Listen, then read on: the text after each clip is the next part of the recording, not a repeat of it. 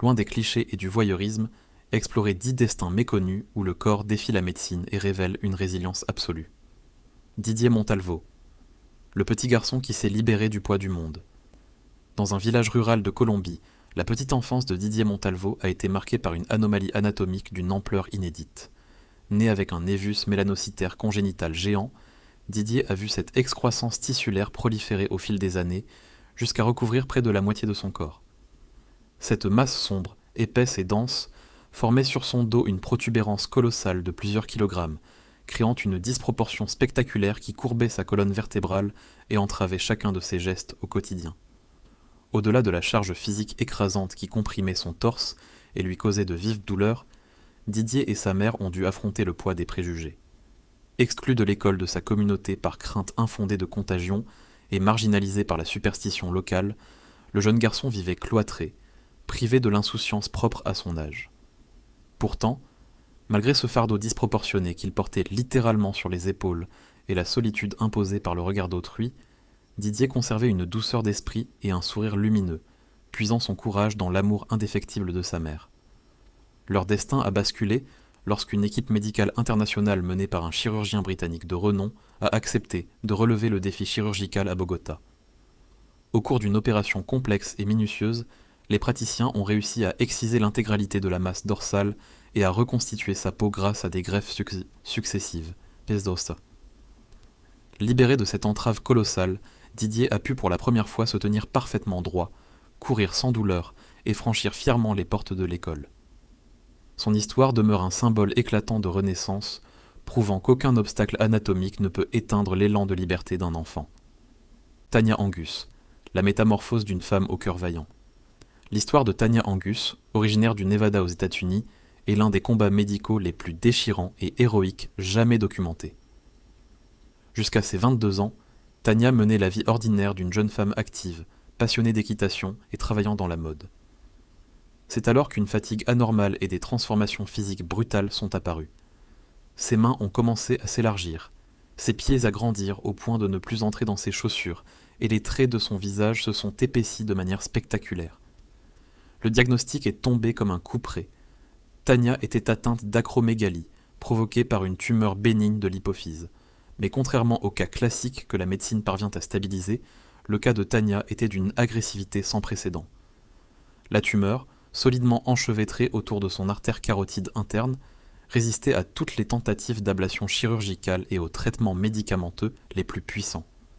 Son corps continuait de produire des doses massives d'hormones de croissance.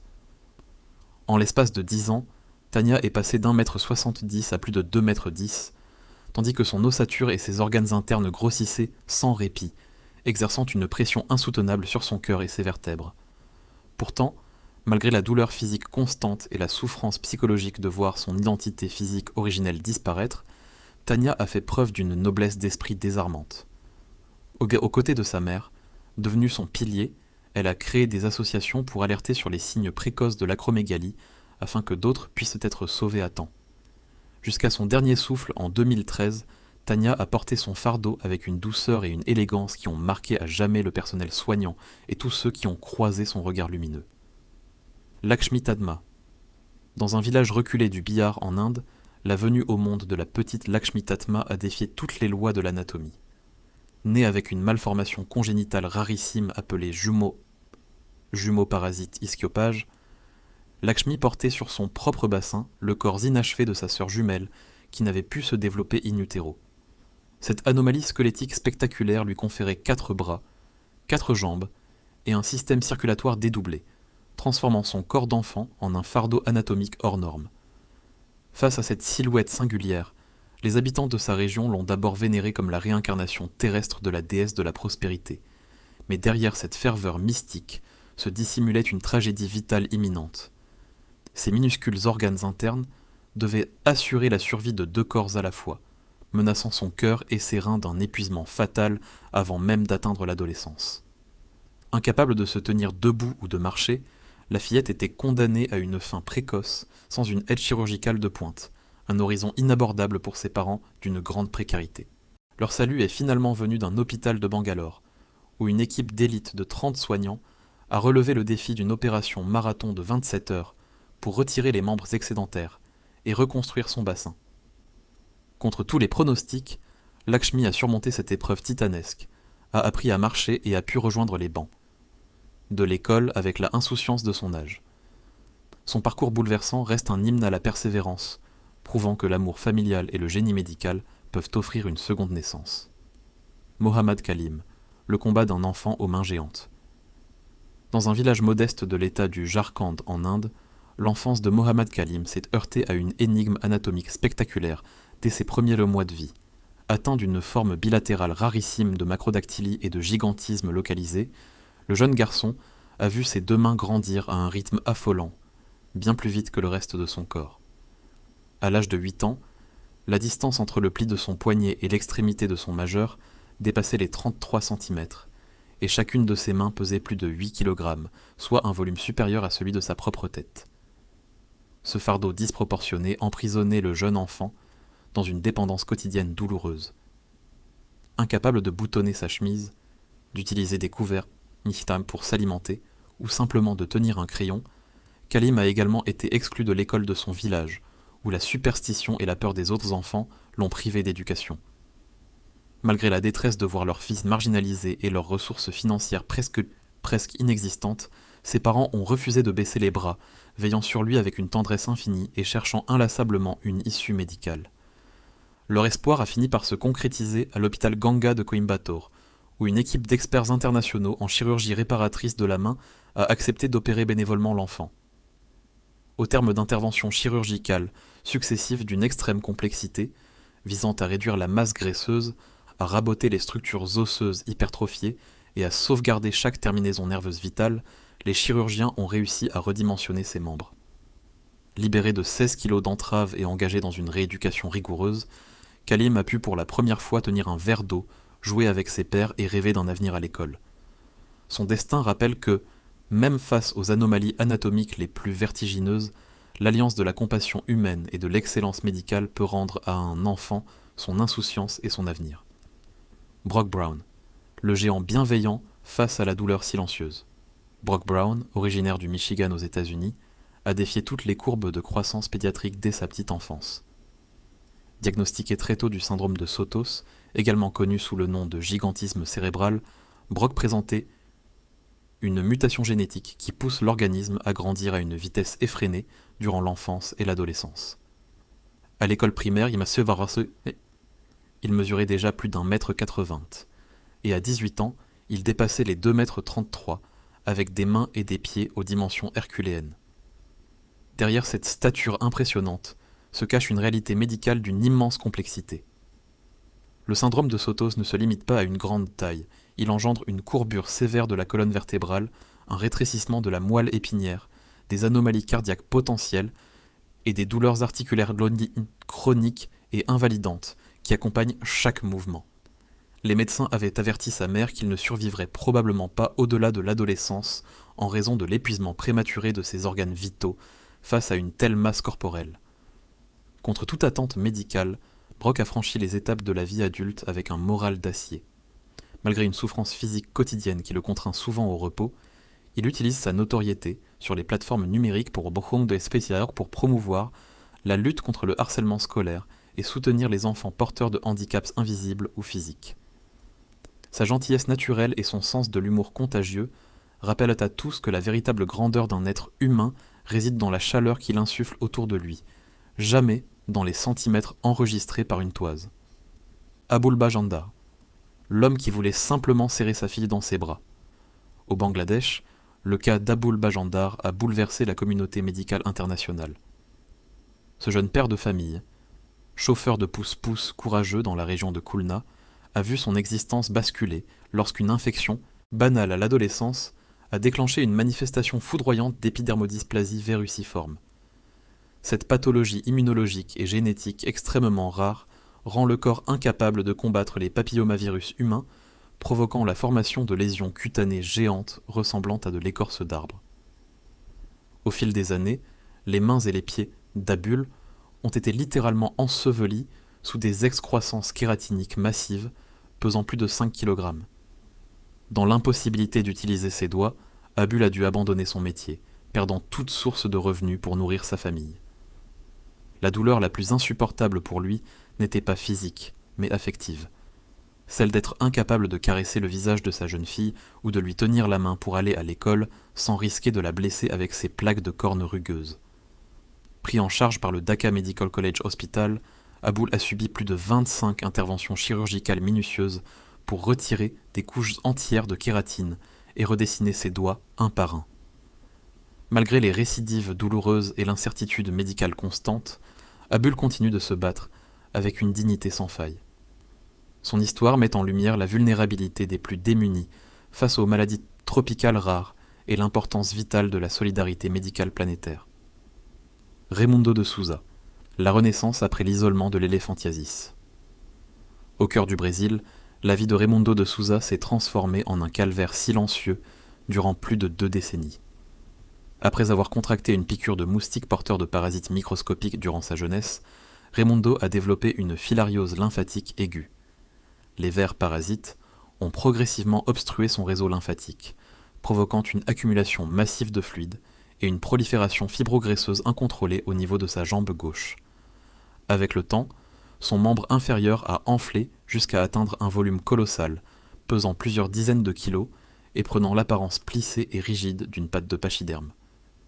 Privé de mobilité, incapable de porter des vêtements décents ou de travailler dans son exploitation agricole, Raimundo est resté confiné chez lui pendant des années, sombrant dans une détresse psychologique profonde et subissant l'abandon progressif de son entourage effrayé par sa condition. Sa rédemption est née de la rencontre avec une clinique spécialisée à São José do Rio Preto. Grâce à une méthode thérapeutique innovante combinant drainage lymphatique manuel intensif, bandage compressif multicouche et exercices adaptés, les soignants ont réussi à faire diminuer de manière spectaculaire le volume de son membre en quelques mois seulement. Les images de Raimundo versant des larmes de joie en constatant qu'il pouvait à nouveau plier le genou et marcher par lui-même ont ému des millions de personnes. Son destin prouve qu'avec de l'empathie, de l'expertise et de l'obstination, aucune souffrance n'est irrémédiable. Ashik Gavai, la libération d'une mâchoire aux 200 secrets. Dans une zone rurale de l'État du Maharashtra en Inde, l'adolescence d'Ashik Gavai a failli être anéantie par une excroissance interne terrifiante. Vers l'âge de 17 ans, Ashik a commencé à ressentir un gonflement douloureux et inexpliqué du côté droit de sa mâchoire inférieure. En quelques mois, la masse a grossi de manière disproportionnée, déformant l'ensemble de son visage, bloquant l'articulation temporomandibulaire et lui causant des souffrances atroces lors de chaque déglutition. Issu d'une famille d'agriculteurs très modeste, Ashik a d'abord craint d'être atteint d'un cancer osseux incurable en phase terminale. Faute de moyens financiers, pour consulter des spécialistes, la famille a dû emprunter pour l'amener à l'hôpital Jiji de Mumbai. C'est là que les chirurgiens maxillofaciaux ont découvert une anomalie médicale presque sans précédent. Ashik souffrait d'un odontome complexe composite, une tumeur bénigne rare, dans laquelle la gencive produit spontanément une quantité anormale de structures dentaires rudimentaires. Au cours d'une opération chirurgicale marathon de près de 7 heures, les médecins ont extrait de la mâchoire d'Ashik pas moins de 232 structures semblables à de petites dents dures de taille variée, ainsi qu'une masse tissulaire majeure qui menaçait de briser sa mandibule. Libéré de ce poids gargantuesque, Ashik a pu retrouver la symétrie de son visage et reprendre une alimentation normale. Son histoire est un hommage poignant à la résilience des jeunes confrontés à la misère et aux miracles accomplis quotidiennement par la chirurgie publique. Maurice Tillet, l'âme sensible derrière la figure de géant.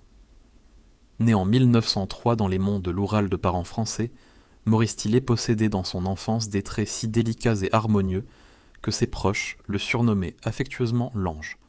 Mais à l'âge de 20 ans, alors, qu'il rêvait d'une carrière juridique et se passionnait pour la poésie et la littérature classique, ses pieds, ses mains et sa boîte crânienne ont commencé à s'épaissir brutalement, modifiant sa physionomie de fond en comble. Maurice a été diagnostiqué d'acromégalie. Sa mâchoire inférieure s'est avancée de manière massive, son front est devenu proéminent et ses épaules ont pris une carrure herculéenne, tandis que sa voix s'est muée en un grondement caverneux. Devant le regard fuyant de ses pairs, il a dû renoncer à sa vocation d'avocat. Refusant de s'apitoyer sur son sort, Maurice a émigré aux États-Unis où il a embrassé une carrière dans le catch professionnel sous le pseudonyme du French Angel, devenant l'une des attractions sportives les plus populaires et lucratives de son époque. Derrière cette carapace intimidante qui aurait inspiré visuellement des personnages célèbres de l'animation moderne, Maurice est resté jusqu'au bout un homme d'une culture raffinée, parlant couramment plus de 4 langues, jouant aux échecs à un niveau remarquable et consacrant une grande partie de ses gains à des œuvres caritatives discrètes. Sa vie démontre avec brio que l'on peut être catapulté dans un rôle que l'on n'a pas choisi sans jamais perdre la pureté de son âme ni son intégrité morale. Claudio Vieira de Oliveira, l'homme qui a défié les lois de la gravité pour conquérir sa liberté. À Monte Santo, dans l'état de Bahia au Brésil, la naissance de Claudio Vieira de Oliveira a confronté le corps médical à un cas d'une rareté absolue. Né avec une forme extrême d'arthrogrypose congénitale multiple, Claudio présentait des membres sévèrement déformés et recroquevillés contre son torse, ainsi qu'une rotation cervicale complète. Sa tête était renversée vers l'arrière, son menton reposant directement sur son dos et son regard tourné vers le ciel. Face à ce tableau clinique inédit, les médecins avaient l'air affirmé à sa mère qu'il ne survivrait pas de plus de quelques heures, et lui avaient conseillé de cesser de l'alimenter pour abréger ses souffrances. Refusant d'abandonner son nouveau-né, sa mère a choisi de l'élever avec un amour inébranlable, et sans jamais le traiter comme un être dépendant. Malgré une anatomie qui semblait le condamner à l'alitement permanent, Claudio a appris dès l'enfance à se déplacer seul en marchant sur les genoux. Avec une ingéniosité et une patience stupéfiantes, il s'est entraîné à utiliser ses lèvres pour manipuler une souris d'ordinateur ou un téléphone, et à serrer un stylo entre ses dents pour écrire et peindre. Il a bravé les regards curieux pour suivre une scolarité ordinaire, gravissant un à un les échelons universitaires, jusqu'à décrocher avec brio un diplôme d'expert comptable à l'université d'État de Feira de Santana. Devenu conférencier international et auteur d'une autobiographie saluée dans le monde entier, Claudio parcourt aujourd'hui les tribunes pour prouver que les limites physiques ne sont rien face à la force de l'esprit. Loin de considérer sa condition comme une malédiction, il affirme avec un sourire rayonnant qu'il ne voit pas le monde à l'envers, mais sous un angle unique. Son destin exceptionnel s'impose comme le plus beau symbole de résilience, la preuve éclatante que la véritable grandeur humaine réside dans le courage de s'accepter et la volonté farouche de faire de sa différence une force universelle. Numéro 11. Moment des cas imprévus. Vava Olga vivait fièrement avec sa forme corporelle extrêmement diversifiée. Touchée par une remarquable polydactylie, elle possédait plusieurs doigts en plus que la normale, formant des mains immenses et absolument uniques. Chaque jour, les passants la dévisageaient avec étonnement, mais Vava Olga restait d'un calme souverain. Elle croisait simplement ses larges bras en signe d'assurance tranquille, son regard perçant défiant les bavardages. Pour elle, ses doigts supplémentaires n'étaient ni un fardeau ni un mystère, mais sa véritable force. Elle continuait d'avancer avec une superbe indifférence face au jugement du monde. Chaque cicatrice et chaque différence racontent une victoire sur l'adversité. Abonnez-vous pour célébrer la dignité de toute vie humaine.